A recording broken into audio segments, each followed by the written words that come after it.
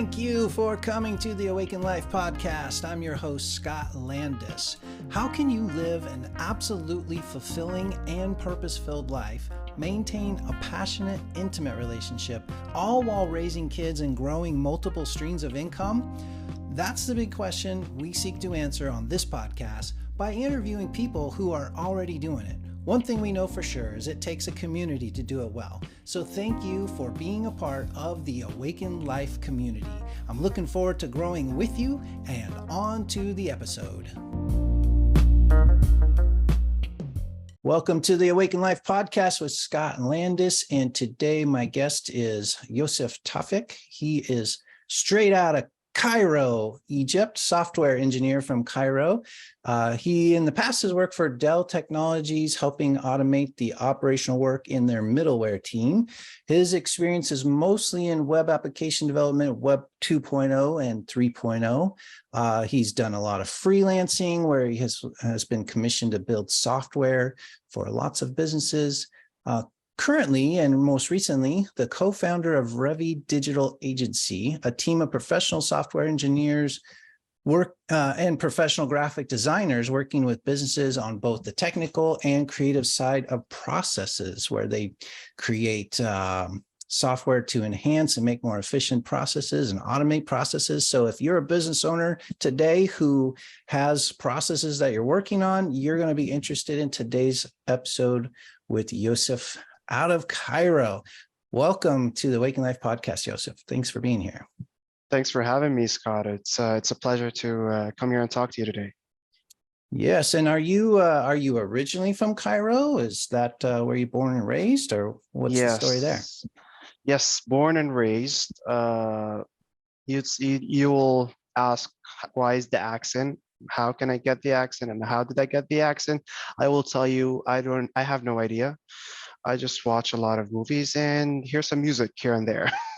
Okay, so is your accent not the normal Cairo accent? Definitely not. Yeah. Oh, gotcha. So watch a lot of movies, like American movies, or what kind of movies? English movies in general, like it's not specifically American, but of course I love Marvel. You know, everyone loves Marvel. Harry Potter, you know, the good stuff. Gotcha. Well, okay. So if I was to speak to some of your peers, it would be a different accent. Yeah, for sure. Okay. I did not realize that. Well, you know, your accent is very easy to understand for me, so that's good. I appreciate that. Yeah. Thanks for watching all those movies. Yeah, and appreciate it. So in the bio, I read about Web 2.0 and 3.0. We talked about some things we'll get into today, but let's start with that. When I hear that, you know, it sounds fancy. I have no idea what it is. Help me understand, what is Web 2.0? Well, maybe I need to know what 1.0. So what's the whole evolution of web? So let's start with 2.0 and 3.0 because it's more recent and people can actually relate to it. So 2.0 is more of Google Chrome, Firefox, and Edge. And that's the normal internet everyone is on right now. So your normal credit card transaction websites, your normal database websites, like Facebook, Instagram, LinkedIn, all of that is Web 2.0. So the internet that we know right now is Web 2.0. 3.0, then you're talking more of blockchain. So you're talking that most of the transaction is done using crypto.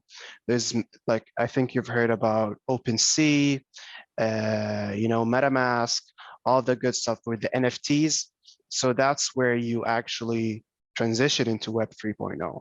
So the use of blockchain, the use of NFTs, the use of cryptocurrency, then you transition in 3.0. Yeah, explain NFTs. I don't think anyone knows what NFTs are right now. I'm joking. NFTs. So it's non-fungible tokens, non-refundable tokens, something like, I don't know the abbreviations exactly, but Mhm. it's more of selling artwork or having a certain type of artwork or graphic or something that is on the internet. You can fully own that with Mhm. crypto. You can buy it with crypto, and it's built on something called smart contracts. Smart contracts allows the original creator and the person that sent that bought the piece of art to have some type of royalty, or the piece of art to be transacted in a certain way. So smart contract is basically a contract that will enforce a certain type of logic when an action happens. So that's what a smart contract comes in, and that's what makes NFTs unique on the art and OpenSea world. But we saw a big dip recently in the prices of all of that, because people were using them as an investment tool, but in my opinion, it's not an investment tool. It's a freedom tool with cryptocurrency and all of that. It's an awesome technology, which is blockchain, a really secure technology, a really offhand for the government technology. No one can actually everyone knows everything. It's in the open, and it's free for everyone, or anyone can use it freely anytime. It's not governed by anyone. So it's a tool to give people back their power, but people use it to uh, make money of it, and it didn't last long, and it dipped because that's not the original use case for it. Okay. Yeah. So I recently, the first time I heard of NFTs was a couple months ago, and I Googled it, and there was an NFT convention going on.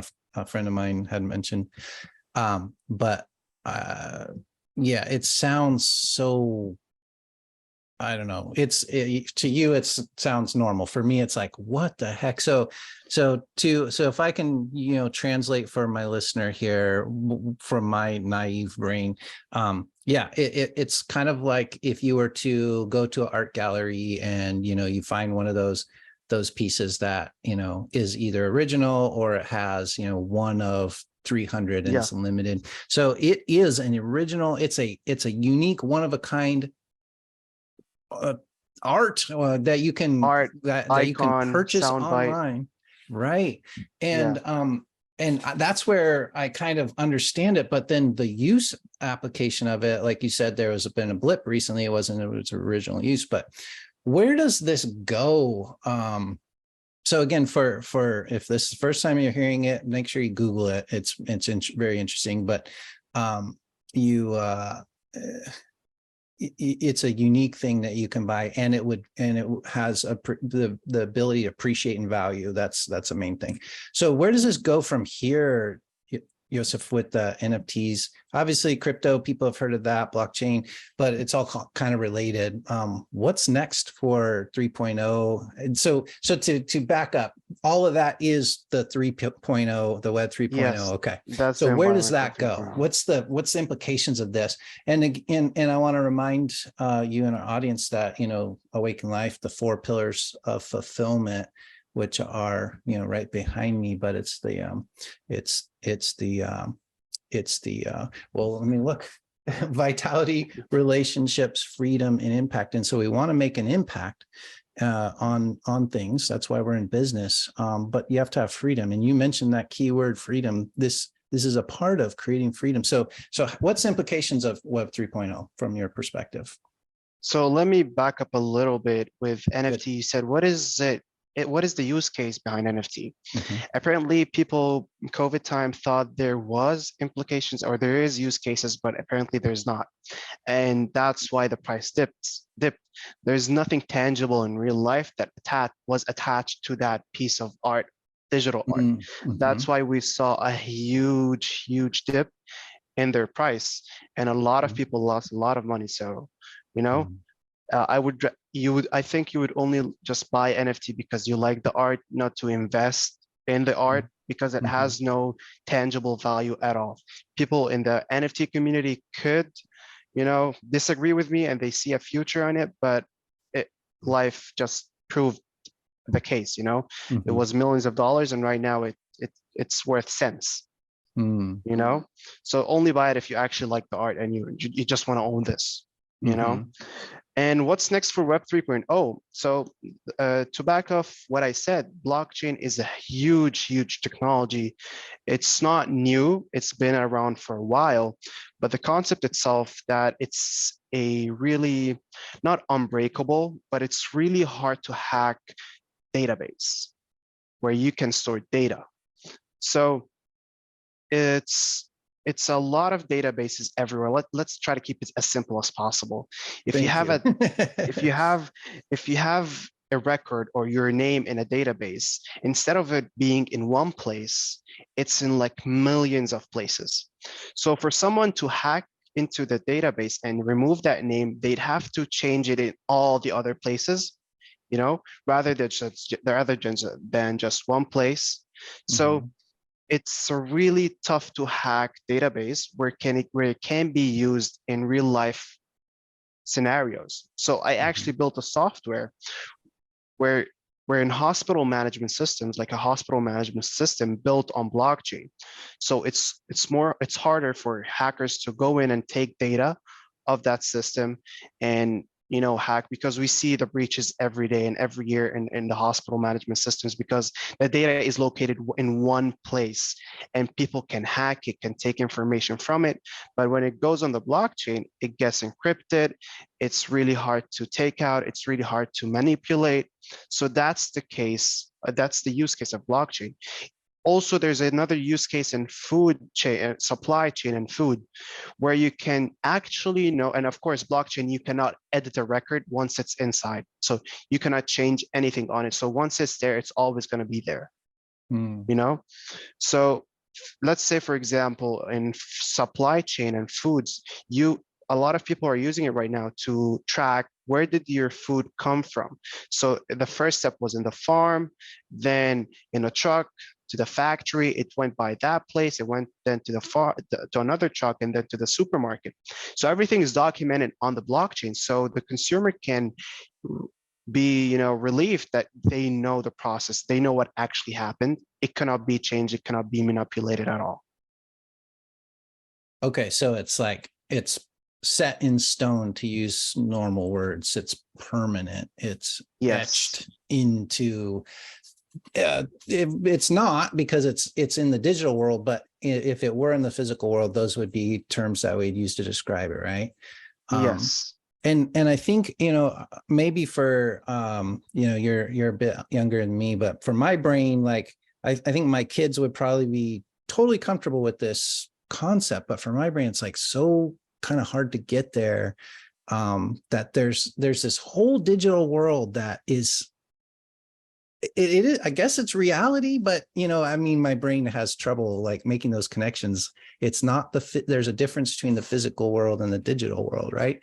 And it's almost like this digital world is becoming the higher reality. Is that a accurate statement? Would you agree with that? I would make it easier for you and think of Thank you. the digital world actually exists in the physical world. So all of those, even your computer, any website, it's actually physically located somewhere on a server in the world, where you just call it. Interesting. And it's all electricity, it's all zeros and ones. So it's actually something physical that would trigger all of that. But you see it on your computer and you're just calling it for somewhere else. Okay. So it actually has a geographic on the world location. Data centers, yeah, for sure. Wow. Okay. Now what happens if there's like a EMP, somehow like all the electricity goes away? What happens to that blockchain stuff? It's not only the blockchain stuff, but any data center. But let's keep in mind, those data center are really high value facilities. They like spent billions of dollars to make sure they have generators. There is storms, any earthquake. They are geographically placed in a really strategic places. They make sure that they have their own generators, their own systems, their own cooling systems. So they make sure they cover all of that problems, and make sure it doesn't stop. But at the same time, it does stop. when I was working in Dell, and I think that there was a hurricane in Florida, some of the data centers there, they stopped working, but they now have a disaster plan. They move them to somewhere else. They move the data to somewhere else, and there comes redundancy. A centralized piece of software, it exists in one place. A decentralized piece of software or data, it's everywhere.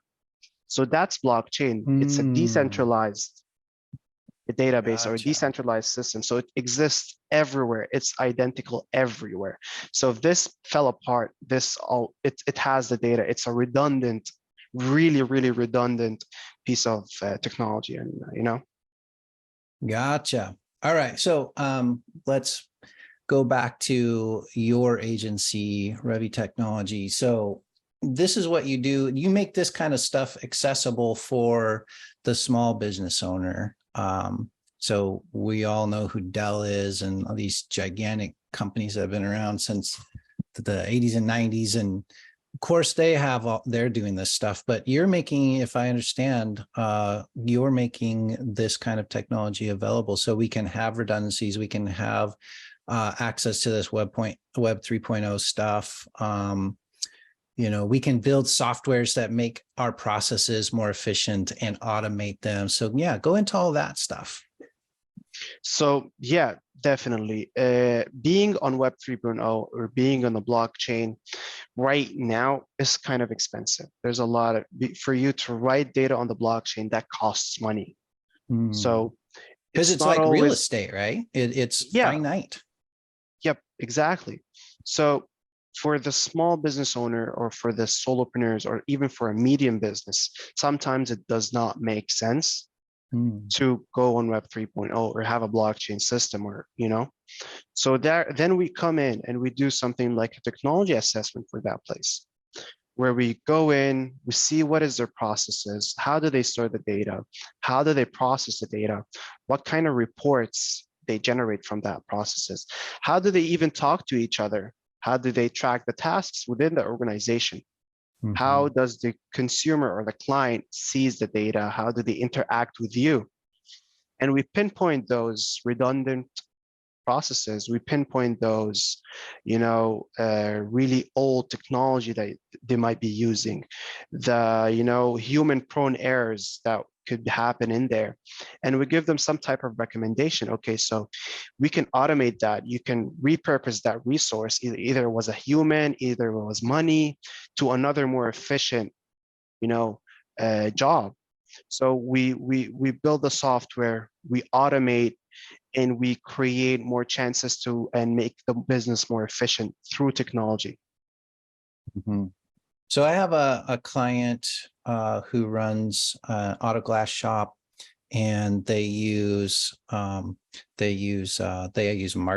They use an operational software that helps the jobs get done, and the technicians talk to the sales reps and all of that stuff. And he has a vision to someday, because his process is very unique in his industry. He has a vision to have his own software someday. So far he hasn't met the right person or the right entity to help him build that. But if I brought somebody like that to you, what would be the process? Just so anybody listening who's in kind of a similar boat, they know that there's a software they want to use, and you can walk them through it. Real quick, before you do that, though, I wanted to make a connection. You said making things talk to each other. When you said that, I thought of Zapier, right? Like I use that for different things. Is that something that you would look at? Like, okay, this business has, they're using Asana and they're using Slack, and then there's a Zapier in between. You would like make that more efficient. Is that part of it? So basically, I'll connect both questions to each other. Okay, cool. Businesses, they usually have a type of, each industry would have a type of software that is a off-the-shelf solution for the general public, for the general solution. And usually they pay a lot of money monthly for that software.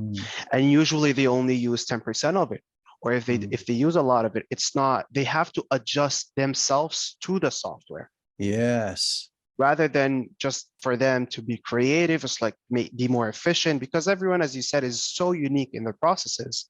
And if they actually want to take a step further and be unique in their business, they need to implement those even in their technology. So we come in and we make that change for them. And if they're always, afraid about maybe that will cost too much money, or how I can afford that. They have to think, how much are they paying for that software on a monthly basis, and how much of it they're not using. And here we go in the software, and we build it for them as a one-time payment, as an investment, as a big truck. They buy a big truck and it helps them for tens of years, So it comes in like this. We build their communication system. We build how do they talk to each other, and we make those connections. And if they are comfortable with certain software and they just needed to talk to each other, and Zapier is not a good fit for them, or they want the information to be displayed on a certain level in a certain way, we create those custom connections within the applications. Okay, so by the way, if you're listening, you can book a free technology analysis with Youssef by going to the website. It's Revi Agency. We'll have that in the show notes. But so it sounds like somebody that comes in, you're going to like ask them a bunch of questions, have them get in familiar with what they use, and there may be a full build out of, we can replace everything and make everything more streamlined, and instead of you having to conform to the limitations of that particular software, we're going to make this custom to you. It's going to work a lot better. There's that, and then it sounds like there's somewhere on a spectrum, there's you might just make the connection points a little more streamlined. Maybe Zapier is not the best tool. Is all that accurate? Yes, definitely. And it's always then also they would have, for example, a process that they are comfortable with, but they want more. They want an extra step.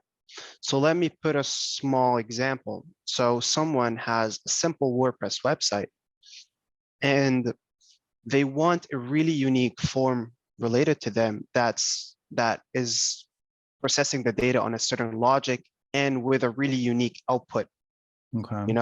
Rather than just the normal forms, people put in their information and they would get an email in the back end and they would reach out to them. No, they want to actually provide value through a quiz or through a small assessment, and that assessment would be processed and would show a report or a result that is related to their business. So that's already processed, that is there, but they want to take that extra step beyond that, the custom extra step. We can provide that as well with our developing skills. Well, now I'm interested in that, because I do have a quiz, a CEO performance assessment. By the way, if you're listening, you want to take the CEO performance assessment, you can go to biz.awakenlife.com.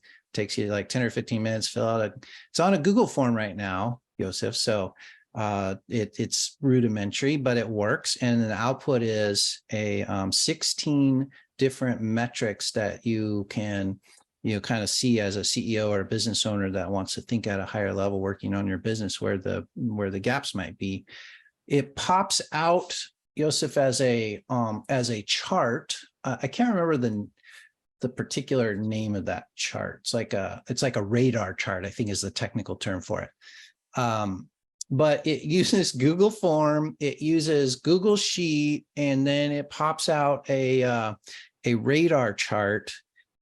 And then I have to do some copying and pasting and manual processes. What I would love to have is for my client to go to biz.awakenlife.com, fill out the questions, and then it populate into their dashboard, because that's ultimately what my clients get is a CEO dashboard, and it has not just their CEO performance assessment, but their life balance prong of their full picture, and their business optimization, which is a separate thing. I want all that in the same thing. Can you help me out? Well, what are your thoughts on that?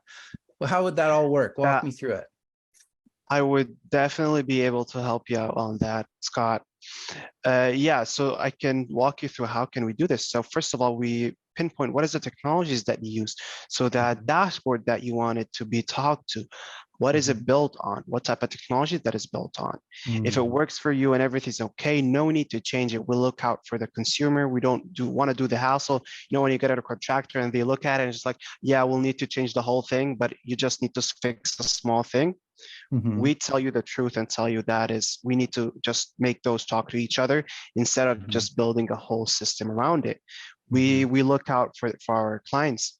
So we see what is the type of technology that your dashboard uses, and then we see the form that you use to actually collect the data. So right now it's a Google form, so we'll see your website. How does your website work? Is it a WordPress website? If it is a WordPress website, we code or custom code a form, and the backend of that form or the logic behind that form, once they capture the data, it will talk to your dashboard and would send the data on there and populate it to the related record or the related user that actually populated the data. So that's maybe the elementary idea that I got from what you told me to now. mhm. Okay, cool. So I know that you probably need more insight, but can you give me like a price range? Like what would I expect to pay for something like that? Because it would be amazing. I would love to have that. It would be proprietary to my Awaken Life executive program, which I would put up against any other CEO mastermind group out there of what we're delivering for our clients. But that would just make it more seamless and really elevate the where the program is at. Like we could probably put that on their phones, right? Make it more web, or sorry, what's it called when it works on a smartphone really well, or even make an app for that. Responsive. Yeah, we can also Yeah. build an app for sure. Mm-hmm. Uh, Yeah, if we had an app, it'd be great. I mean, we're not missing any of the components, but it would just make it that much better of a user experience and add that much value to the brand and the company. So yeah, a price range, within $5,000 to $10,000. Like, what is the range? A gajillion dollars, is it, or? it's not a gajillion dollars for sure, for sure. Honestly, I just don't want to say a price right now because sometimes people think technology needs to be really expensive. Mm-hmm, So it's really a case by case. It could be mm-hmm, $500, it could be $10,000. mm-hmm, mm-hmm. That's how big a technology is. It could be Cool. $100,000, no problem. Mm-hmm, So when you talk to a developer, even if it's not me, they assess the amount of work that's going to be done into that. And based mm-hmm, on the amount of work and based on the existing technology, since they're not building it out from them from scratch. So if you told me like, let's build a website, I can give you a number right away because I know the process. But for you, for example, I need to learn what you do. I need to see mm-hmm, the technologies that you do. Is it well documented?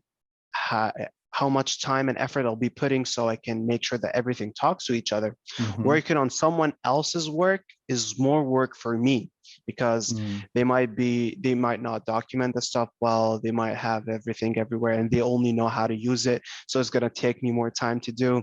So mm-hmm, the price range is so big, you cannot mm-hmm, determine. It could be cheap and it could be mm-hmm, expensive. mm-hmm. That's why I encourage people to talk to me. Sure. Yeah. So my auto glass example, it probably wouldn't matter what the price tag was because the return on investment for him Exactly. is so high because he's franchising across the country.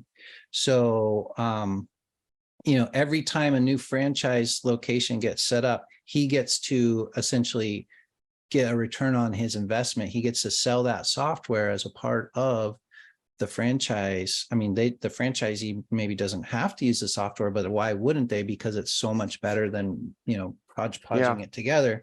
So for him, it makes a lot of sense. For me and people like me, I think it would be attractive if there was a way to sort of like grow into it, maybe take stages. Maybe there's, this Exactly. year we build out this part and then over time we add into it. Like what's the experience that is there a case study you can share in that kind of range? Let's say, for example, the form that I built out or gonna build out. We're in the talks right now for it.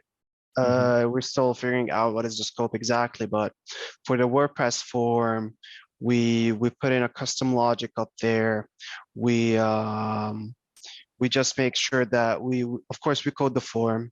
Once they answer the form, it goes to the backend, and the backend runs a few calculations, and it spits out a result that is unique to the user that is typing in the information. It puts their email, of course, collects it's lead magnet, so it collects the email and everything, and it puts it in their email marketing tool. It sends them an email because they finished the form, and it gives them a unique results based on their answers. So that I think we are still in the discussion, but that would start at $2,000 for sure. Okay, and then would there be like, what would be the next stage from there? The next stage for them is making the system talk to more systems or attach it to a lot of marketing tools, So either we create more forms, or they start or creating more technologies like this to actually start collecting leads. So they would grow their network, grow the interest in their brand, That would be the next step, I think, for them.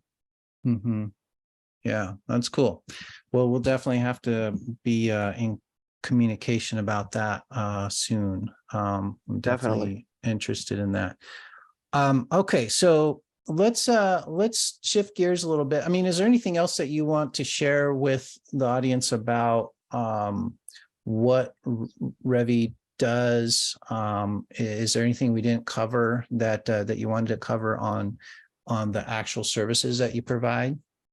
Yes. So we talked today about the technology side. So we have two departments actually in Revi. We have the software department, and we have the graphic design department. Oh, that's and right. So would everyone know, people on our teams are either educated graphic designers, so they went through 4 years of graphic design university, or they are software engineers, not web designers, no, software engineers. So 4 to 6 years of school, basically, for that. So that's the type of quality that goes into our team. So when we talk about graphic design, the type of services we do, so let's say, for example, if someone needs to build a logo, or they have a brand and they want a logo for it, we don't do just logos. We build something called the brand identity. And I saw that you use that, Scott, in your branding as well. So you have a brand profile, there's a fav icon, there's colors, there's a specific font, there is, brand elements that you use all over your social media, all over your marketing materials. So it's really valuable to have a professional look to your business, and actually people would believe that you're established, they would know that you know what you're doing. And it's really important to put the content out there. So we do the branding. Of course, everything is science-based, all from the colors choice to the typography used, what type of emotions you want to trigger when someone looks at your brand, who are your target clients throughout your branding. That should be really important when you're choosing your branding. And it should reflect everywhere. It should reflect on your website. It should reflect on your social media, your letterhead, your business card, even your Zoom background. That's important to have such consistency, especially if you're talking to people every now and then, because if you think of it, if you've seen a certain shade of red, you would think Coca-Cola. If you see a certain font, you would think Nike or Google. So that's the type of thing we do. We turn you into a brand. We just don't create a logo. So that's the uniqueness behind the process that we build a logo or a brand behind it through it. And we also, of course, we do publications. We do graphic design work, so flyers, brochures. We could take over a department and be their outsourced graphic design department, because we have a team of graphic designers on the team. Wow. So it's more of a really professional, well thought of work that you will get out of the graphic design. And of course, with graphic design, there comes UI and UX.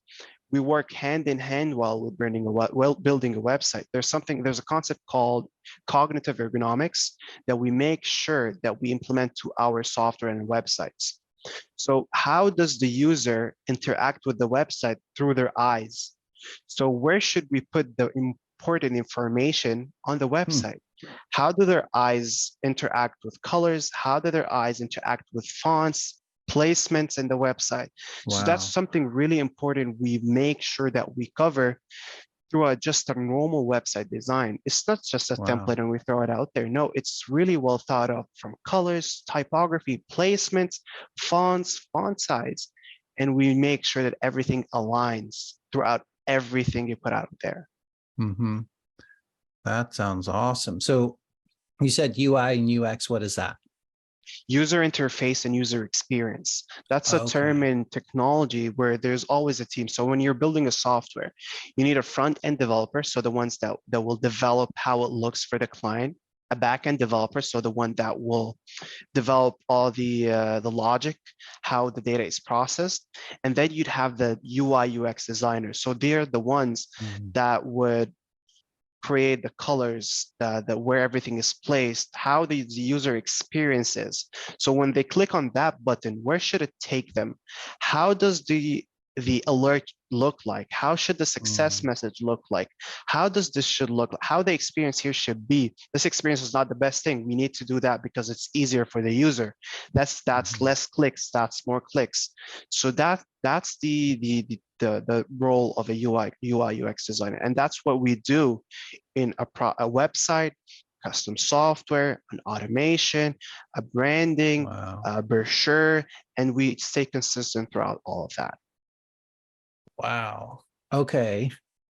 That sounds a higher level than I've ever experienced. You know, like you said, I've worked with graphic designers and, you know, usually one-off things, and they basically, you know, they send you a bunch of, you know, here's a bunch of options. What do you like? And it's it's like gut level. This sounds very scientific. A lot of technical stuff goes into what you're talking about, and I didn't even know that was possible. So just to kind of scratch the surface a little bit deeper, I know that my branding needs a lot of work. I know that, you know, I've come a ways, but I'm definitely not there where I should be. I haven't done any of that stuff. So can you, just for demonstration purposes, illustration purposes, can you do a couple of, like, what would you do if you were looking at the Awaken Life brand? Okay. All right. Let me open the link that you sent me before. Okay. So just so you know, I sent Youssef a link to a branding. It's basically there's a place where people can go and check out the logos and, like you were saying, the colored fonts and all that stuff, colors and fonts. So for me, right off the bat, I see that. I hope this isn't too painful, but I'm ready. I'm braced and ready. No, it's gonna be, it's actually, you have good work done. A lot of people are missing out a lot. So they would only, for example, have one logo, one main logo. But if you actually think of it, think of Nike. They have the check, they have just do it, and they have the check and just do it next to each other. And then they have just do it on a vertical side. Then they have only a smaller check. And think of Google, they have the G, colorful, they have the Google font, they have the whole thing. That's the logo variation, and it's being used all over your stuff. So your social media icon should look something. Your fav icon on your website, so on the tab, it should look something else. So based on the placement, it should look different. So that's logo variations. So that's something maybe you will need. I see the Awaken in Life in color and white, and you also have the bulb. But then what if you have a vertical space? How would you put that in a more vertical space and put your name there? You know, what is your do and don'ts with your website, with your logo? So I can mix this color with this color, but I can't mix both of those colors. You know, that's really important to have a do's and don'ts for your branding. you Yeah. know, to have brand elements. So I see you have the bulb, but then how would you make your marketing materials actually become unique? So there should be some type of pattern that goes throughout your stuff, you know, Mhm. a pattern to brand your social media posts, a pattern to brand your marketing materials. That would be a lot of work that we can put in the the branding for sure. Mm. Cool. So one thing that again, I'm novice at this. We've got only a few minutes too, but just one more level deeper here. So one thing that I've recognized is a brand element of Awaken Life is light. Mm, So the light bulb is the icon, the favicon or whatever. But also, as you can see behind me, you know, I've always got like sunrises or sunsets, but really sunrise is, you know, it's waking up, right?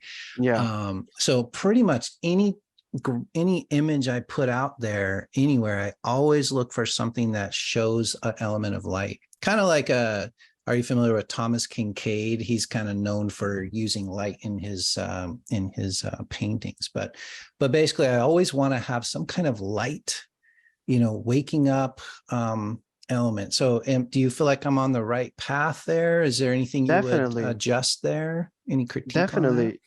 You'd have to think, what is the emotion that you want to trigger Mm, to your client?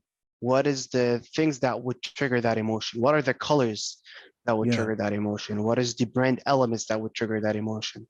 Mm-hmm, You know, and that is the key behind branding. mm-hmm, What do you want people to feel once they see your brand out mm-hmm. there?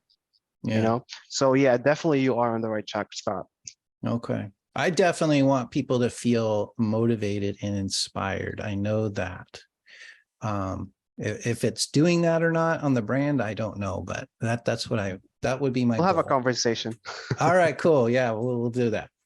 Well, we are wrapping up, and you know, I always want to. We've talked a lot of technical stuff. I always want people to on my show to get a sense of the person you are. I think there's been some of that, but I just want to add my 2 cents. Like I've gotten to know you recently. We're in the same networking group, and I'll say that, you know, if you're interested in talking to Youssef, I would definitely recommend him. He'll do the technology analysis, and what I've experienced from him is he's a very service forward guy. He is not afraid to just help and serve and contribute, which is, contribution is a major component of what the Awaken Life community is all about. So, so I endorse you on that level. But let's talk, tell me family, like, what are your future plans? Like, tell me something personal about you. Something personal. I am the oldest brother. I have a younger brother, 4 years younger, not that young. But yeah, I enjoy CrossFit. I enjoy basketball. I'm a basketball player, point guard, 6'1", so who's not seeing me. Oh, you're Uh, 6'1", huh? yeah, Wow. I don't know if it shows in the camera, but I don't think it No, does. I wouldn't have expected you to be that tall. No, I'm 6'1", point guard.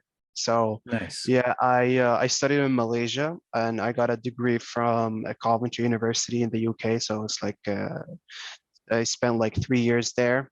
I worked at Mm-hmm. Dell Technologies. I didn't like corporate life. I took a taste of corporate life when I was in Dell. It was too comfortable for me, honestly.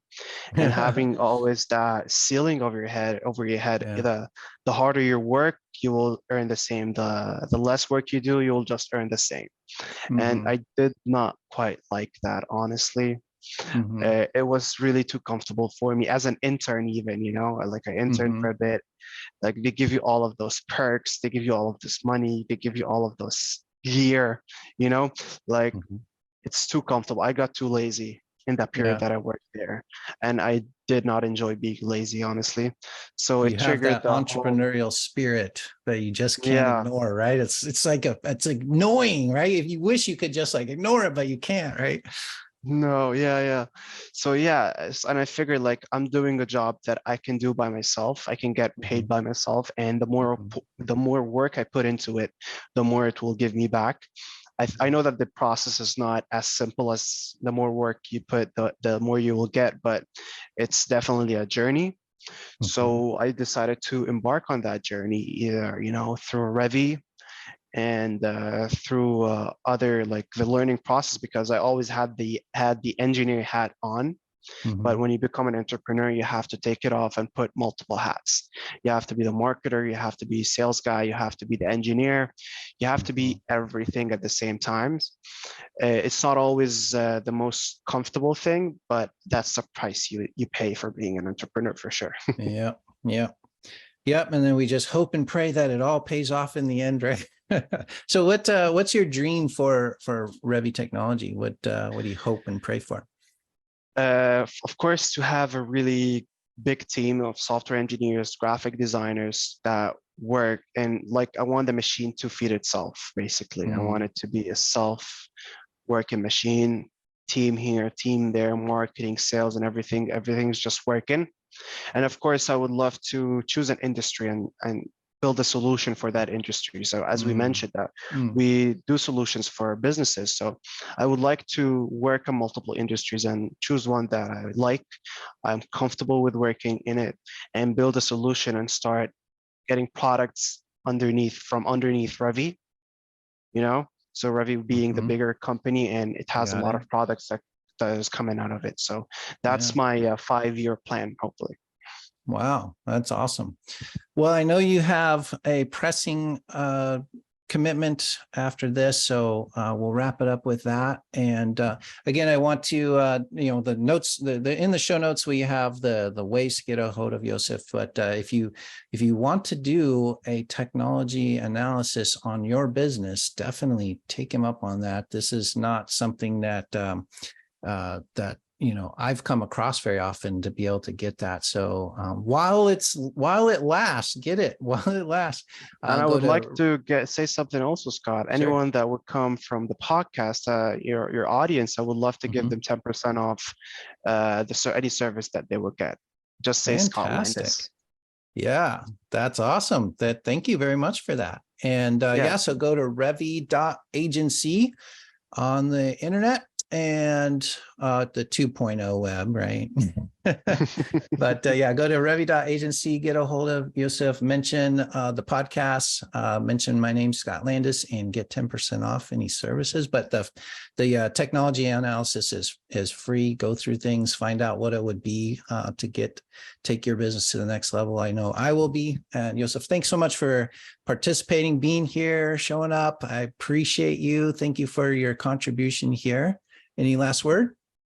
No, thank you so much, Scott. And yeah, I'll be really eager to talk to everyone. And yeah, Revi Agency on internet, Instagram, Threads. It's Revi.agency all over the place. So yeah, thank you so much, Scott.